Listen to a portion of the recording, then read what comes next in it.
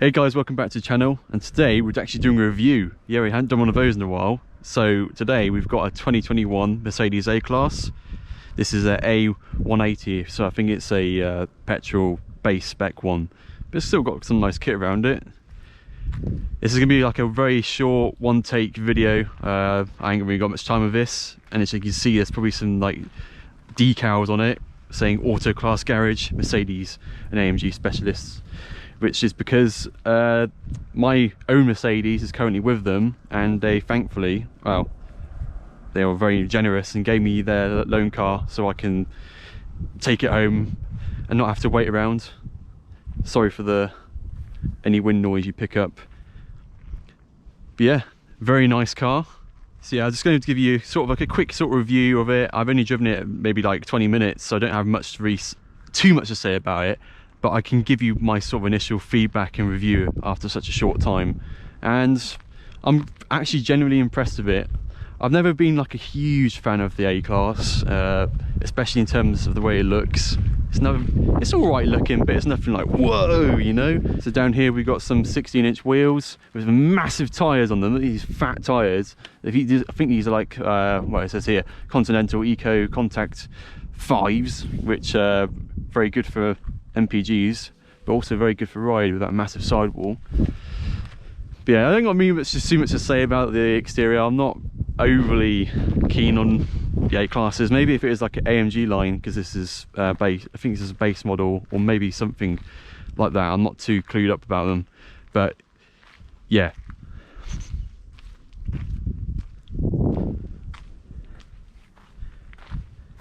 And as you can see here, you got the A180 badge, which I think is the entry level.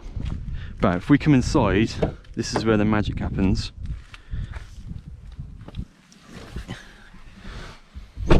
You are in a very, very special interior. This is something which I'm missing in my C63. It's quite dated when you come into here.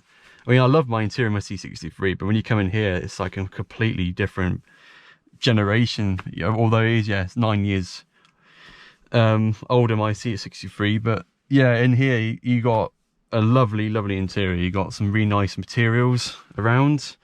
You got this lovely steering wheel. If I just press the ignition, start the engine up, turn the music off so I don't get copyright strike. So yeah, we'll start off with the interior. You got the lovely door cards here, nice massive handle to grab onto. Got seat heating, which is now right up here, as opposed to it being down there my C63. And I love these like jet turbine sort of styled vents here. You got 3 here as well.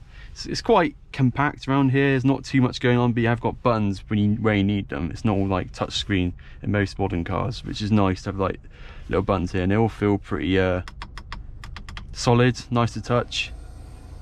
I might have just turned it on a bit too much. Go down. There we go. The only gripe I have with this little central display is obviously the back piano trim which is in my C63. Yeah, scratches, but yeah, that's a design. But yeah, this button here called dynamic, which you select if it's like sport mode or whatever, that should be in this side, I think, because it's just, you know, if you're the driver, want to quickly put it in sport mode, you want to quickly do it here. You don't want to have to go all the way over there. But that's a little criticism.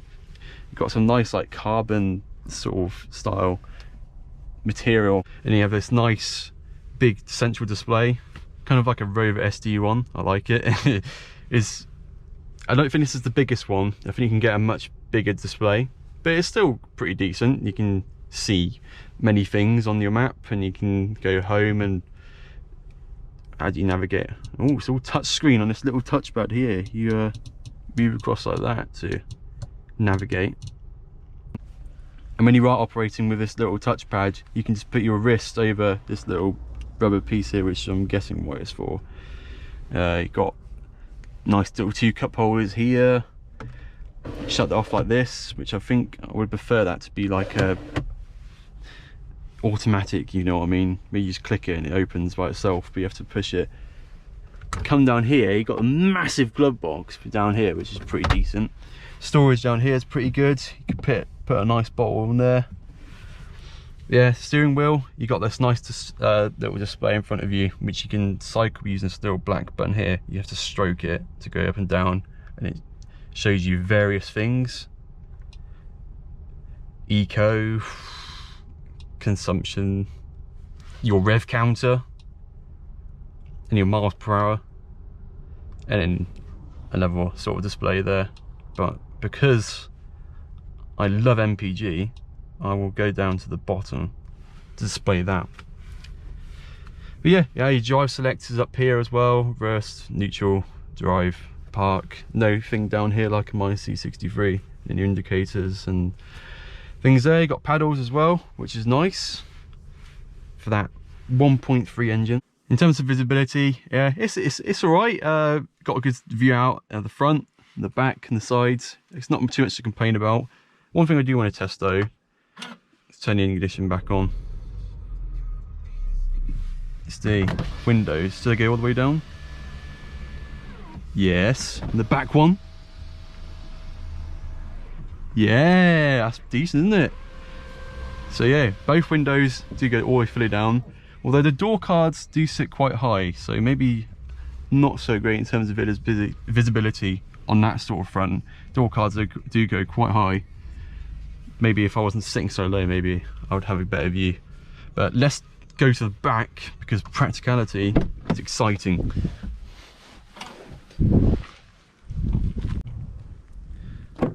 So one thing I want to show you before I get into the back is the opening. So if you do open this all the way wide, it's quite easier, but sometimes if you're in a tight space, you can't open it all the way wide. So say if it's like this or that. If you want to get inside of the car, you've got quite a narrow opening for the seat, because this comes out quite far and then the seat's quite far forward.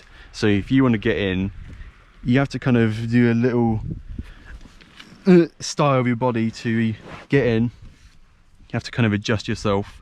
But yeah, in the back, bear in mind I'm sitting quite far back because I like to sit far back, and I've also got my seat right to the bottom because I'm a young man and I like to sit down to the floor because it makes no sense.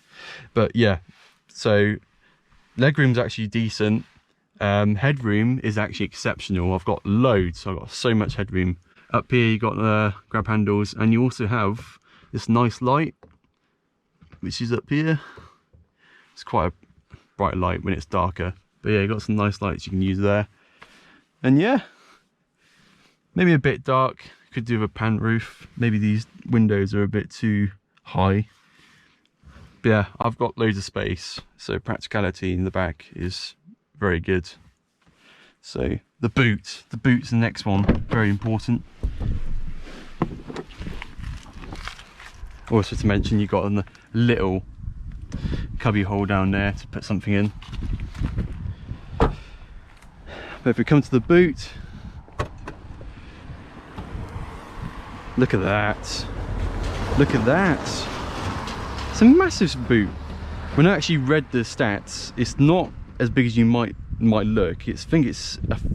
I've got some mixed opinions of what size it is, but I'm pretty sure it's 370 litres. But it's a very like big opening, very wide. You could probably fit loads of it. It's probably not as deep. Maybe that's why it's not got that much litres you may think space. But generally, yeah, decent space. Under here you got some like tools and stuff for if you ever have to break down.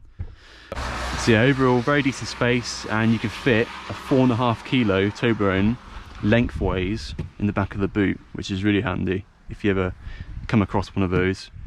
But yeah, overall practicality of this car, I'd say it's really good. The only thing I've noticed is that this is quite heavy. There's no button to press to close it, so it's quite a heavy boot to actually shut. Yeah, practicality wise, this car's, I'd say, really good. And then you do have some storage down here, which is quite deep, very deep actually. It goes quite far down, which is very nice. So yeah, practicality wise, this car I'd say is really good. Visibility is quite good. And the technology in this car is quite exceptional for a base spec. I don't know if you have to opt for some of these options, but it's even got a reversing camera. My car hasn't got a reversing camera, but look at that, reversing camera. I wouldn't say it's the highest resolution, but regardless, it's a reversing camera. So yeah, other than that, there's not really much else to show you apart from like this really nice steering wheel, which is really nice to hold, and the seats, which they're reasonably comfortable. I wouldn't say they're that amazing comfortable, but they're okay. Quite supportive of the bolsters as well. But yeah, and then obviously the nice steering wheel with the touch sensitive buttons which you have to stroke. It's all really nice in here, very nice interior. Okay, so most importantly, you want to know how this drives, so let's go for a drive, shall we? Put your foot on the brake, press drive down here, and off you go. All clear, here we go.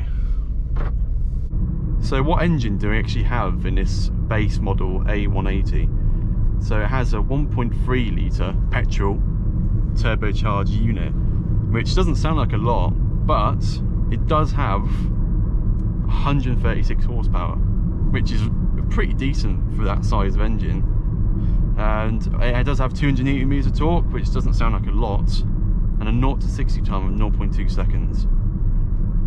That's also mated with a DCT 7-speed automatic gearbox. But yeah, this 1.3 litre engine, considering the size of this car, it's not actually that bad. It's pretty nippy, nothing too exciting. Although when you do rev it out, which I'll demonstrate here, it is quite noisy. Let's have a listen. Kick down here.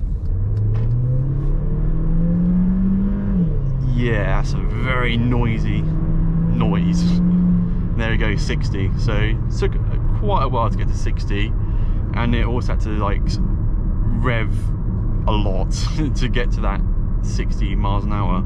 The gearbox is also a bit hit and miss, especially at low speeds. It's quite jerky, but if you do put it in dynamic mode and do the paddles, it's actually super quick.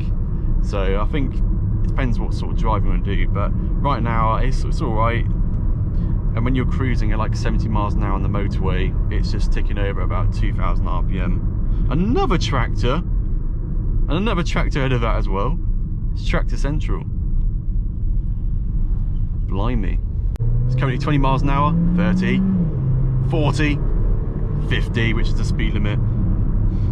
Yeah, it's not designed to be driven fast. It's meant to be an economical petrol engine, but when you're just driving around like this, I actually got, in my commute earlier when I had to drop off my C63, and then I got this car.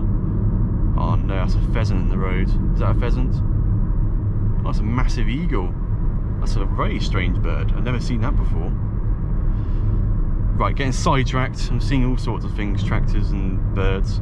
Yeah, before I lost myself in that bird, when I drove this car back from the Mercedes Specialist, this car was averaging about 48 miles per gallon, 47, and I did a lot of mixed driving. I drove through towns, I did put my foot down a little bit, went for a bit of spirited driving, but it was mainly like dual carriageway and motorways.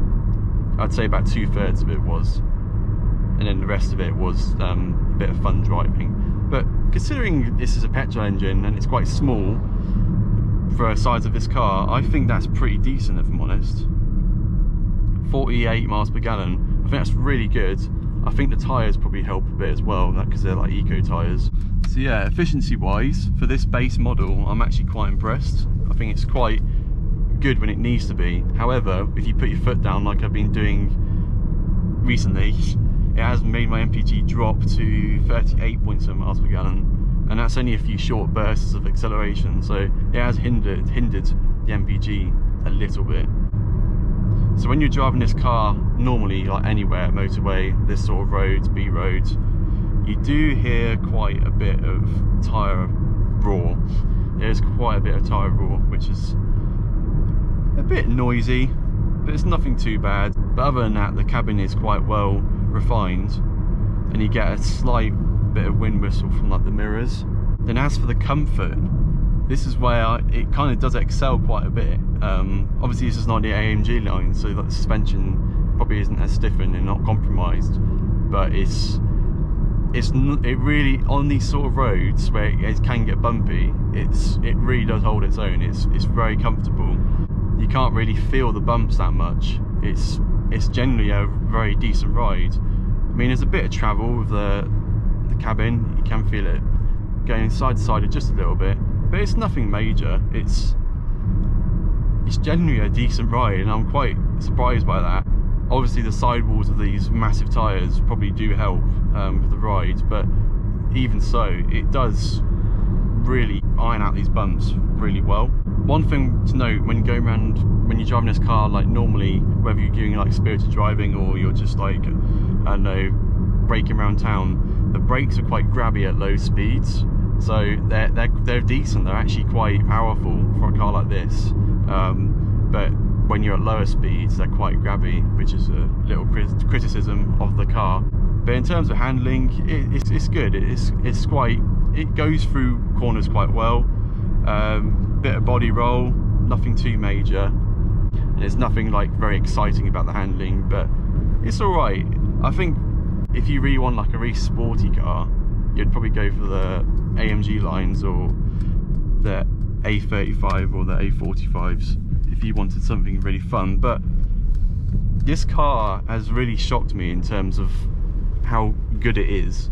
See, I don't really have much more to say about it really. I think the practicality is great. It's fantastic. There's so much room in the front, there's lots of room in the back, and there's a decent boot. Technology in here is exceptional. It's for a base model. I'm quite speechless like how much there actually is. You've got many displays on the screens here. Automatic gearbox, heated seats. I don't know if these are options. I don't know the A-Class well enough to really make it to really like point that out, but it's a really well-rounded car. And this 3-cylinder engine, considering it's 1.3, it's not that bad on fuel either, and it's got okay-ish performance. Okay, when you do rev it out, it does sound a bit like which I don't know if that really tickles your fancy, but if it's just a car gonna be pooling around the town and doing your commute in the dual carriageways, I think this is fantastic. I've never really been a massive fan of the A-Class, and I've never really like had much of an opinion of them, but now that I've actually driven one and I've actually got inside one and experienced it for myself, I do actually understand why they are quite popular. Especially with the AMG line kit, they are fairly good looking, but everything perfect, but it does most things really good.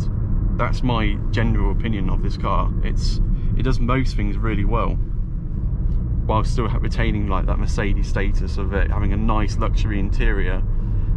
And this is the entry like level, so to speak, of Mercedes. You've got the A-Class right at the bottom, and you've got a really beautiful interior. You've got nice comfort. You've got an array of engines you can choose from, which are, I don't really know those engines very well, but there's many to choose from, and this one is not a bad engine to choose from at all. I'd just like to give a thank you to Autoclass Mercedes specialist in Milton Keynes for allowing me to have this loan car, because otherwise I've been stranded in Milton Keynes for a very long time. So it's nice to actually experience this car and actually have an opinion on it for once, instead of always looking and thinking, oh, why would anyone want one of those? Instead of having an opinion of it, of why would anyone want one of these? But now, like, I genuinely have driven one, and I now have an opinion of it, and I think that these cars are really good. I think they're really good. If I had lots of money, I'd probably choose one of these as like my daily. Obviously I don't have lots of money to spend, because I'm spending that money on fixing my Mercedes, which is why I'm in this one. So guys, I hope you have enjoyed this video on this A-Class. I'm sorry it's been quite a brief one. I'm not too clued up about it, but please do give this video a like and subscribe for any future content car related or my C63. Any questions you have, please do leave a comment down below, and I'll see you in the future.